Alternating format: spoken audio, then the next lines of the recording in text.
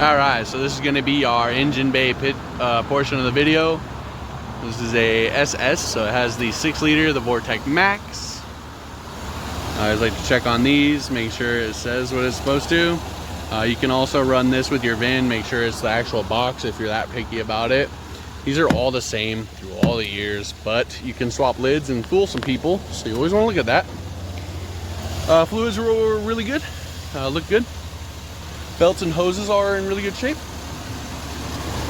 Frame and everything down here looks really good. Power steering looks good, nice and quiet. The newer, like half tons and stuff, all got electric fans, so pretty good operation on cooling there. Batteries from 17. I'm not having any issues or anything like that, but hey, we're getting about 10 years on that, so keep an eye on that. Brake fluid pretty dark. It's just a sign when that fluid starts getting dark, there's moisture building up. It's one of the most neglected fluids in any vehicle, but it's the most used, common. We just want to make sure we get that taken care of, being 100,000 and coming up on 20 years old. Down here, this is an idler and pitman setup. Looks fairly new on the idler. Original steering box. There's a little bit of seeping here, but none of it's wet. It's just probably residual over time. Hoses and everything look really good. This side's a little harder to see the crash rail, but there's your frame and everything. Manifold. It's actually the top of your shock right there. The IFS truck, and this is actually a 2-wheel drive SS, so rear wheel drive. Pretty easy to set the front up for that kind of stuff without having to worry about the axles, but we'll get all through there. Hood's in really good shape. The dampening's all there and everything. Looks really good. Alright, we're gonna do our exterior portion. I'm gonna start right here with the back. So this has a roll pan, so the bumper delete to make it like a smooth flat, but it's like a fiberglass material, right? So it's very flimsy. Your bumper is for the most part deleted. Tail lights, these are common on these. They're delaminating. If you can find a replacement set, okay. I think the factory ones look really good, but this always happens on the factory ones. It's terrible. Do got some stuff like this, or like some fit and finish is kind of broke on the trimming. This does have like this black cover here stuff. There's some orange peel on this truck bed, pretty good. I'm pretty sure there's been some good body work on this. I can't tell if they had to replace bed sides or not. You can see like the overspray of everything in there. I'm gonna step up here. So our roof, we have some oxidation here from sunbeat, but your cab corners are starting to flake out pretty good, and you're starting to get some surface rust there, so that will need some attention. Close this up, but doors shut nice and open nice. Sounds good. Paint looks good. There is just that orange peel present. You can do a paint correction. They can usually fix that. Some scuffs in the bumpers. Lights all look good. Has like an HID upgrade on there. Some scratches. So the seller's saying the tires are the reason for the vibration as you drive. And as soon as you get to 30, it feels like one of these is gonna fall off on the front. If you look on there, I gave you good pictures. The tread's pretty dry rotted. Seller says he has another set of tires for this bad boy, so something to keep in mind. But yeah, a little bit of dings here, nothing crazy. Your inside bed, pretty good. Not bad, just needs a little bit of attention. Like you got some dings on her. She's not perfect, but she's not bad. Does need a little bit of attention on some spots. Alright, so this is gonna be the undercarriage. Chevy always has these skid plates in the front, and I always go from the front to the back just so you can see like nothing hanging, dangling, or sagging. Looks pretty good, nothing wet. You can always see like exhaust or tanks or cross members that are wet from leaks as they drive. Those are hard to get all the way clean, so it's a good way to look at stuff.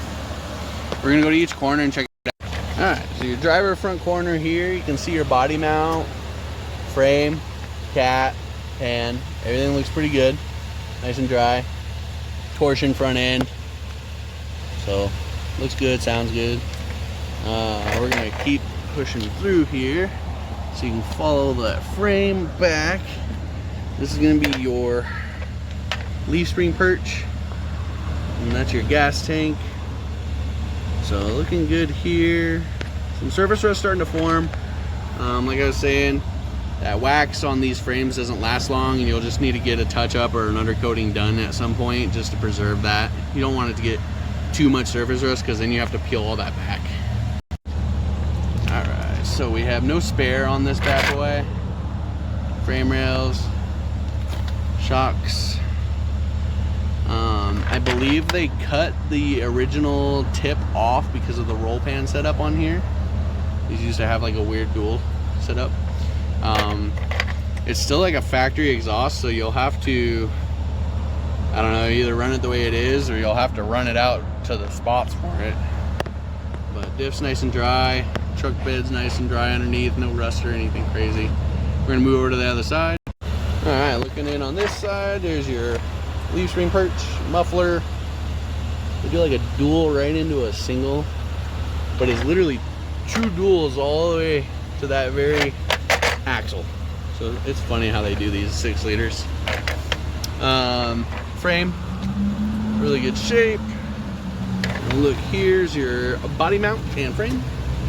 Torsion, the other side of the engine and trans. The other cat looks good. And that front cross member, nice. So it looks good. Looks pretty good for our area for sure. Alright, so this is gonna be our interior. Pretty good wheel on these. This is actually my favorite design on these. So you got your info, radio, volume, source and all that. Your voice commands work. It's gonna be your mileage info, fuel info. And we're currently at 98,878 miles at the time of inspection. On Chevys, cruise control is integrated into your shifter, or not your shifter, your turn signal wiper stock. It does have tow haul. It is a rear wheel drive only truck. It does have auto climate. One thing I'll say here is this guy is temperamental. It's pretty normal on these. So like, you try to go the way you want and it'll mess with you. It'll test you. It'll definitely test you. The passenger one works great. It doesn't have any kind of delays or issues. Just does what it's supposed to. So kudos for them. Keep the quirk for yourself. Stock radio works as it should. Bose system looks good. This does have the full console in the middle instead of like a bench with a fold up bucket. And then this is a multiple disc CDs. And then I love extended cabs for this, so I can just hop out now. Now we're just looking at the inside. So door cards are in really good shape. They're not really scratched or beat up. A lot of these trucks you'll see guys just use these with their feet to open and close the doors. It's awesome. Auto windows. You got memory seats, heated butt and back on this seat. It does not work on that passenger seat. I could not get it to do it. Mirrors here. You click the middle to fold. I don't know. I can't get that to work. I don't know if it's because I have everything open the whole time or not. Your power seats both sides. Leather is in good shape. You do have the cracking, Chevy cracks on that outside edge. It's pretty normal. Seatbelts are decent. You know, getting a little bit of feathering on there, but no, not too bad. A nice SS. And these seats also have, wow. Didn't find that until later on. It would have been nice while I was driving it. But pretty nice, pretty nice. We're gonna swap sides. All right, so passenger side. So pretty good shape. I mean, like I said, there's some stains on the mats you'll see on my notes. But everything's good on this. Pretty good shape. I love these things. I always forget about them and leave them open for days, but they're awesome. But this is the thing I couldn't, I played with this earlier and I couldn't get it to work, so this is awesome. I will test this out and see if I can get it to work. Maybe that's why that code was in that computer, because I was doing something dumb. But I will make sure, I'm going to leave that on, see if I can get these to warm up, and then that'll be in my conclusions part here. But overall, I mean, door cards are in really good shape. I do like to point that stuff out. Truck's in good shape on the inside. All right, quick and easy. Since these are truck beds, there's not a lot to go through. Something that caught my eye was just the amount of spot welds here, and then the lip here, and you can see where they kind of self-tap that roll pan in a bit, and then the seam just made me think like this has a little bit of work done. And then, like I was saying, with the overspray in the pockets here, but it was done well. I mean, it's put together nice. It's just the orange peel that bugs me, I guess. Got some dings in the wells. It's not lined, so you got scratches and stuff, but I don't see any like significant damage. The drains still work really well. All the toe points are still there, nothing ripped, nothing torn or pulled out. Hinges and straps all are in good shape.